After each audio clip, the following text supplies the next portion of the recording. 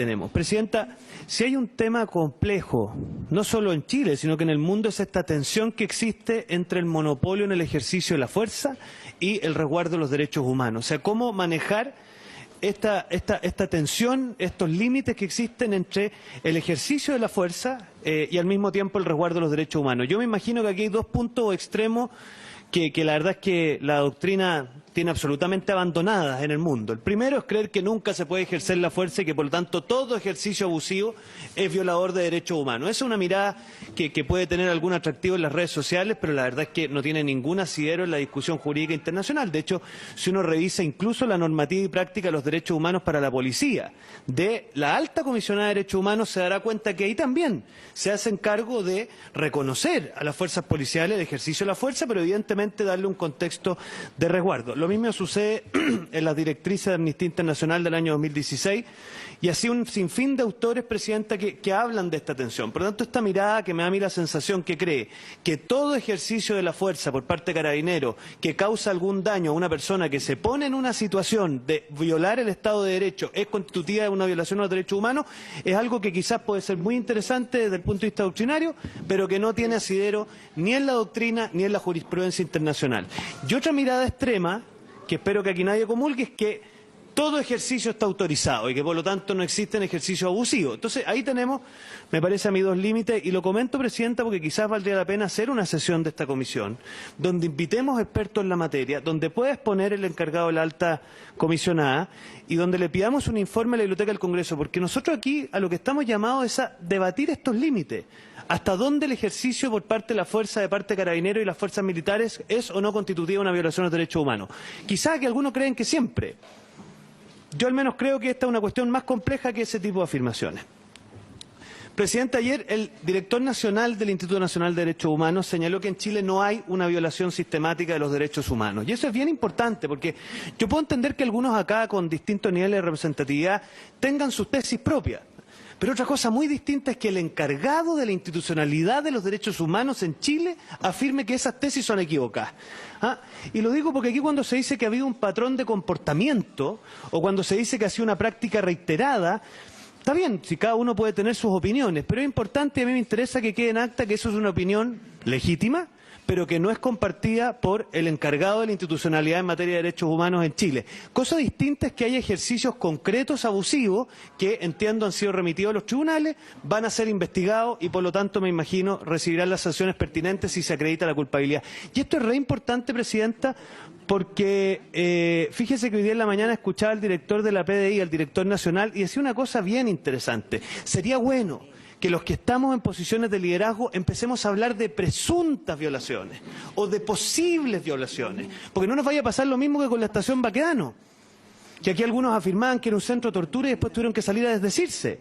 Hablemos, porque miren, acá los que estamos en posiciones de liderazgo tenemos que tener responsabilidad. Y por lo tanto, hablar de que estas son todas materias de investigación. El caso que usted menciona, diputada Gers, por su intermedio, del caso de la crucifixión, como usted la ha llamado, para que usted sepa, la Defensoría Penal Pública está levantando la posición de que ahí no hubo eso que usted dice. Y en todo proceso penal hay dos partes. Y por lo tanto habrá una sentencia, pero por lo menos me imagino, por su intermedio, hay un derecho humano que se llama la defensa, hay un derecho humano que se llama la bilateralidad de la audiencia, donde hay que escuchar a las dos partes. Aquí me parece que tenemos que ser súper responsables porque, tal como usted ha citado acciones judiciales como fuente, por su intermedio, Presidenta, las acciones judiciales motivan un procedimiento investigativo. Pero si la acción judicial de per se tuviera la razón, entonces todo el proceso investigativo es lo mismo. Porque quiere decir que por el solo hecho de presentar una denuncia usted ya tiene razón. ¿Y cuántas denuncias han quedado desarticuladas? Mire, aquí en un minuto, Presidenta, por su intermedio, se hablaba de 72 desaparecidos. Y tuvieron que desdecirse porque 68 aparecieron. En esta misma comisión lo escuché yo. Entonces, ¿sabe lo que pasa? Acá tenemos que ser súper cuidadosos porque me parece que todas estas cosas están siendo objeto de investigación. Después, Presidenta, yo quisiera que se oficie al Servicio de Salud respecto de esta aseveración que he escuchado a muchas personas, de que habrían más de 100 personas con daños oculares irreversibles. Mire, yo lo que entiendo, y por eso es importante los datos, yo sé que estoy aquí en la pega ingrata de pedir rigurosidad cuando lo que es mucho más sexy quizás es ser poco responsable, pero fíjese que acá no es lo mismo 100 personas con daños irreversibles a con distintos niveles de daño. Por lo tanto, yo quiero pedirle, Presidenta, que oficiemos al Servicio de Salud Metropolitano para que nos informe qué nivel de gravedad tienen y más información todavía, que quien nos la pueda proporcionar, en qué contexto se sufre ese daño ocular, porque es muy distinto que una persona en el contexto de una protesta pacífica reciba un daño ocular, cosa que es simplemente inaceptable, porque eso sería constitutivo un ejercicio de abuso de la fuerza, que una persona en el contexto de un enfrentamiento, porque está saqueando un supermercado, como me contaba a mí el general de zona de Rancagua, efectivamente sea víctima de un perdigón, pues, porque si en el fondo una persona libremente se pone en posición de violar el Estado de Derecho, ustedes comprenderán que también la sociedad tiene derecho a defenderse, pues. Bien, voy cerrando, Presidenta, para no alargarme mucho más. Yo quisiera saber, por su intermedio, al general director de Carabineros, ¿qué atribuciones tiene Carabineros cuando se crea una barricada? Porque la sensación que yo tengo es que no tiene más que custodiarla. Yo no sé por qué no pescamos un extintor y la apagamos. Aquí las personas no tienen derecho a hacer cortes violentos de tránsito. Eso ni aquí en Chile ni en ninguna parte del mundo. O sea, es de un individualismo salvaje creer que mi demanda es tan legítima que le puedo cortar el tránsito al resto. ¿Qué tan importante me creo? Entonces, yo quiero saber qué atribuciones tiene Carabineros en ese ámbito. Después, ¿qué facultades de defensa jurídica tiene Carabineros? ¿Se puede defender en los juicios? ¿Tiene representación judicial? ¿Quién lo defiende? Yo como abogado lo mínimo que me puedo exigir es bilateralidad, o sea, que hayan dos partes en el juicio. Y si Carabineros no tiene la posibilidad de defenderse, entonces aquí estamos ante una injusticia. Después, yo quiero saber, miren, yo he estado investigando y me he dado cuenta que el empleo de fuerzas militares en Chile solo es posible con la dictación de estados de excepción. Eso es una aberración jurídica a nivel mundial, porque los países lo que hacen es emplear fuerzas militares para la custodia de,